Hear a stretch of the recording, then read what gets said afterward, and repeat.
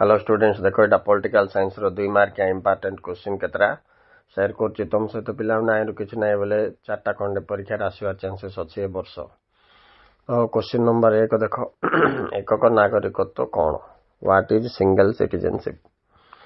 अच्छा पिला एटा एक ऐकिक राष्ट्र रो वैशिष्ट्य किंतु भारतीय संघीय व्यवस्था रे याको एक वैशिष्ट्य रूपे ग्रहण करा जायछि। यार अर्थ होछि गोटे देश रे नागरिक मानक केवल राष्ट्रीय नागरिकत्व प्रदान करा जाय थाए।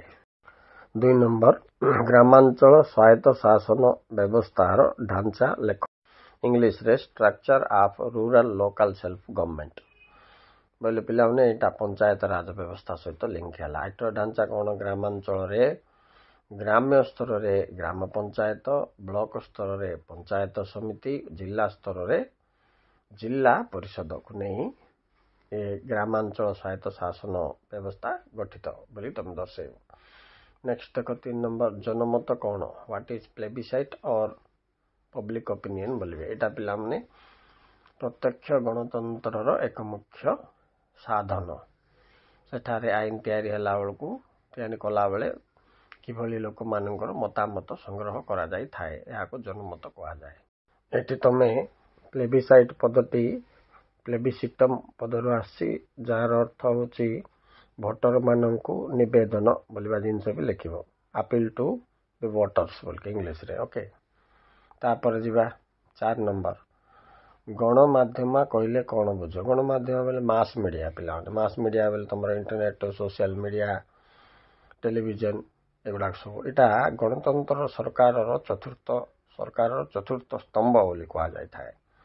गणमाध्यम स्वतंत्रता उपरे गणतंत्र सफलता निर्भर होता है बुझिल। नेक्स्ट जीवा ओजोन स्तर कौन एटा वायुमंडल रे 10 रु 15 किलोमीटर पर्यंत व्याप्त होता एक स्तर। 6 नंबर राज्य जरूरी परिस्थिति कौन बा राष्ट्रपति शासन कौन दुईटा जाक गुटेगा पिला धारा 356 अनुसार राज्य जरूरी परिस्थिति जारी होता है जहाद्वारा राष्ट्रपति बा केंद्र सरकार राज्य सरकार समस्त शासन व्यवस्थापिका कार्यपालिका और आर्थिक क्षमता को निज हस्तक नहीं जाता। नेक्स्ट जीवा गणतंत्र कहीं आईन शासन कहा जाए। गणतंत्र सब सांविधानिक रीतिनीति अनुसार शासन परिचालित हुए तेणु आपको आईन शासन कहा जाए। नेक्स्ट जीवा नारीवाद आभिमुख्य कौन ऑब्जेक्टिव्स ऑफ फेमिनिज्म और वुमेन मूवमेंट नहीं equal status with main Gute and economic independence of women गुटे तार दुईटा ऑब्जेक्ट। नेक्स्ट शीतल युद्ध कौन what is cold war.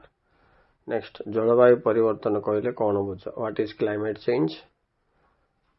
Next परोक्ष गणतंत्र कहले कौन बुझ what is indirect democracy. Next 12 number देखो मिलित जातिसंघर 2टी लक्ष्य बा उद्देश्य लेख right to objectives of UNO United Nations organisation. So ये थिला पिला 12टा इंपोर्टेंट क्वेश्चन आज टास्क बोली भाभी आज तुम आर कंप्लीशन कर दियो। ओके एमती मु तुमको मझे मझे इंपोर्टेंट क्वेश्चन सहित एक्वेंट करथि सो चैनल सहित जोड़ी जाए। तो thank you very much for watching please like and subscribe.